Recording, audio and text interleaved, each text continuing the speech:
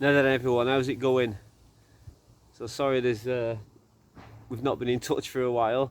We've had a few issues and mishaps happening, which has kind of really got in the way of us doing these videos. One major thing that happened was I had a bad accident with a chop saw. I don't know if you can see my scar. Um, Basically, nearly cut my lower arm off with a chop saw. It was very gnarly. It was a terrible accident.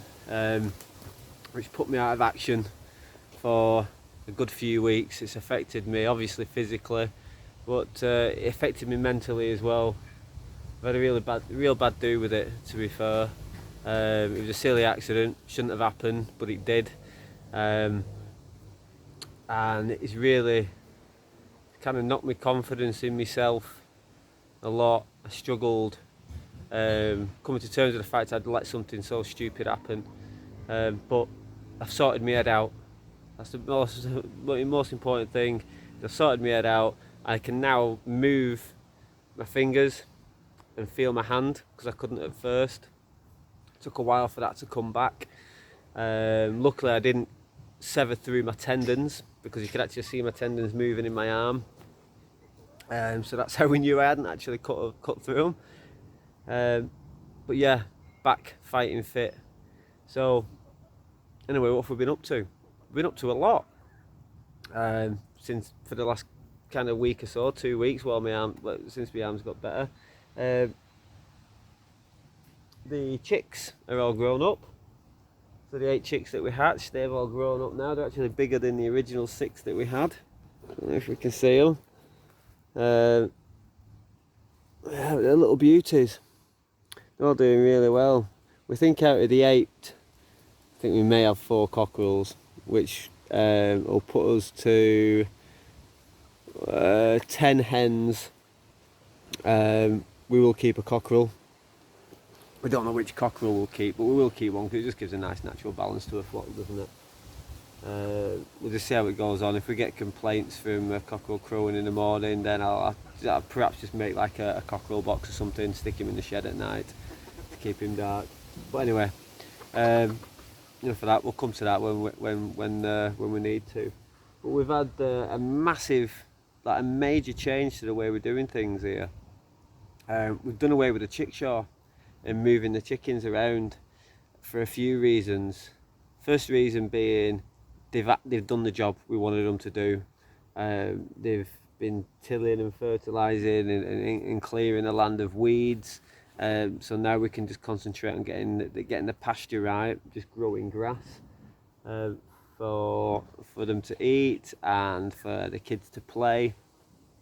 The other reason is because it's hard work. It's hard work with a chickshaw, especially on this land. This land it's on a hill, maybe like a 20-degree hill. So trying to move it around, it should be easy enough for one person, but it's taken me and Andy to move this chicksaw, mainly because I'd made it a bit big, to be honest with you. I just made it too big. It was ridiculously big. But it's hard. It's not just the moving of the chickshaw. It's the work in the morning that's involved in it. I mean, I'm up early in the morning anyway. I'm up at 6 o'clock every morning anyway. But if and when we decide that we want to kind of go away on holiday, getting somebody to come and do all this for us is going to be hard. It's going to be hard work finding somebody that'd come and do that for us. Come at 6 o'clock in the morning, feed them and let them out. So what we decided to do was build a static coop, which is something I didn't think we would do, but in fact we should have done it from the start. It's a fabulous idea. We've built this coop. We've grafted for the last 4 days. It took us 4 days to build this coop, and it's ace. It just means that, like I said, if and when we go away, I've not yet made automatic feeders and waterers, but I will do. But we can just set it up and leave it for a week or 2 weeks, and just have somebody come and just check on, make sure everything's okay, and make the whole thing a lot easier for us. Give me less to do in the morning. It means I can just get up in the morning, take the dogs for a walk, get back, have my breakfast with the family, and then let the chickens out of the static coop, because we're still going to use these poultry nets, because we still want to run them out here. We've got 75 metres of poultry netting, so we can run a corridor up to a paddock that we pen off. So yeah, that's how we're going to do things. That's how we're going to do things from now on. But I'll show you this coop. It's lovely. Let's check it out. Right, so this is the coop from the back. So you can see we put a little door in the bottom there, so the chickens can come out. What I'm going to do actually is make a full-size door, because it's going to make it a lot easier for us shoveling in, because we're doing a deep litter system, which I'll explain when we get inside. But it's going to make things a lot easier for us shoveling in more wood chip, and also when we come to take it out, when it's turned into compost, we can just open the door, dig it all out into a barrow, and then take it up to the veggie patch. But I had to buy the timber for the main frame of the structure because I just didn't have the timber lying around. The roost or hen house, whatever you want to call it, we made that out of the chickshaw. The idea was actually I was just going to take the chickshaw off its chassis and put it on stilts in there, but it was too big, so me and Angie dismantled it, resized it, and just used all the timber from it to make that.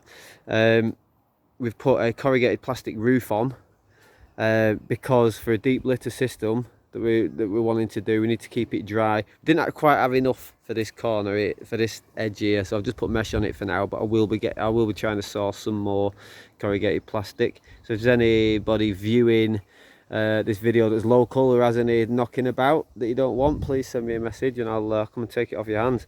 But let's go and have a look.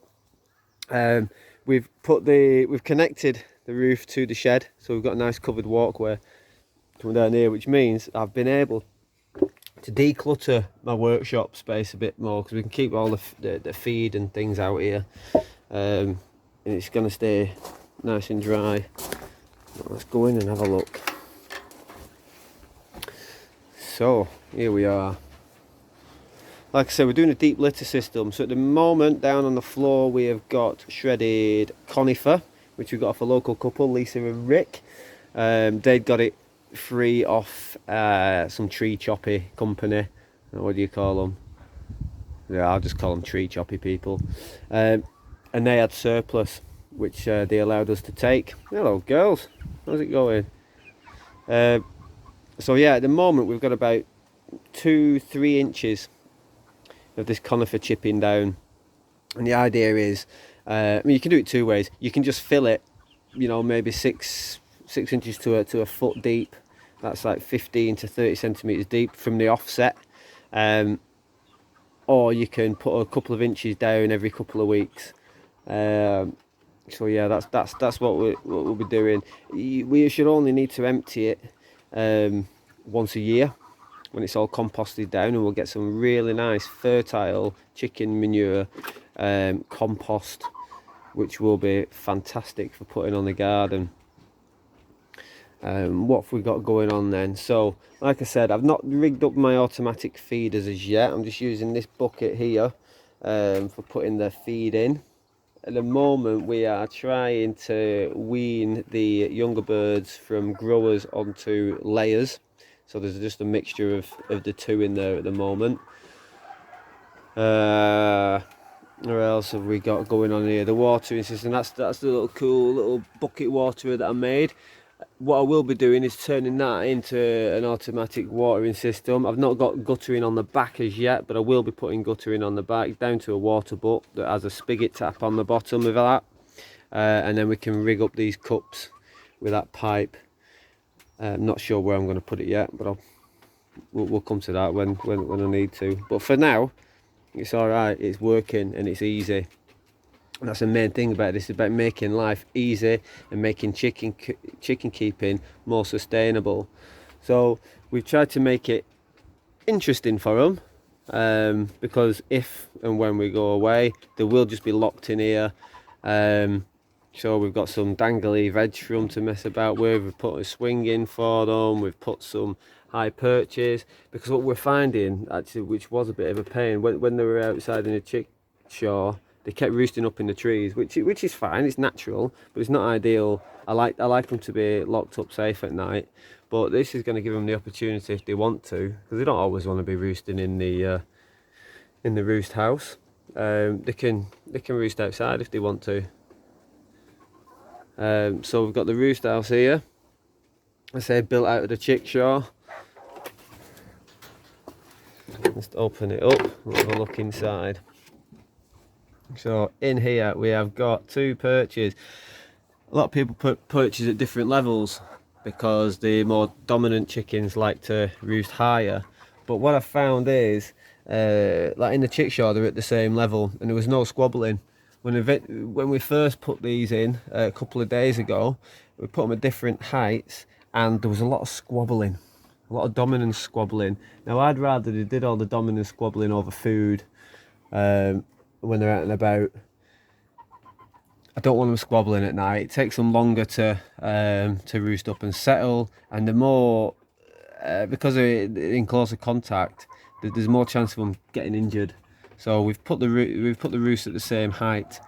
Put these nest boxes in. I've not yet put a lid on. I'm toying with the idea of putting a lid on. I'm going to see how they get on first without a lid on it. If I do put a lid on it, it'll slope from back to front, so they don't sit on top of it and poo all over it and make a mess.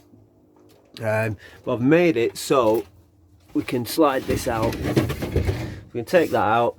We can just sweep all this hay onto the floor, and that just adds then to the substrate on the bottom that is going to be composting. So it makes it a lot easier. The whole thing a lot easier. So there's the now. So we've got ventilation at the top. Obviously there's ventilation at the bottom. As you can see, I've not put a bottom in because I want the drop-ins to fall straight through onto the floor. Which means that every day we've got a rake. Put a rake up on top and a brush. So it means that every day, every couple of days or whatever, I can just come in and I can just rake the poo out and spread it around. I mean, the chickens will do a bit of that themselves, but I'll just give them an hand. I'll just rake it out, spread it, and then kick a bit more wood chip in. I was going to show you, we've left some kind of half rotten wood because that'll attract insects. Also, we've just put this substrate down on top of soil. A lot of people doing deep litter systems, they do it indoors on concrete, but I think if we're just doing it straight on top of soil, that's gonna invite like worms and woodlouse, millipedes, centipedes. It's going to invite a lot of bugs in here. The worms are obviously going to help it compost, but you know, another great thing about that is it's more food for the birds. They can scratch around. That's going to get them scratching it around, mixing it all up, and give them some more food.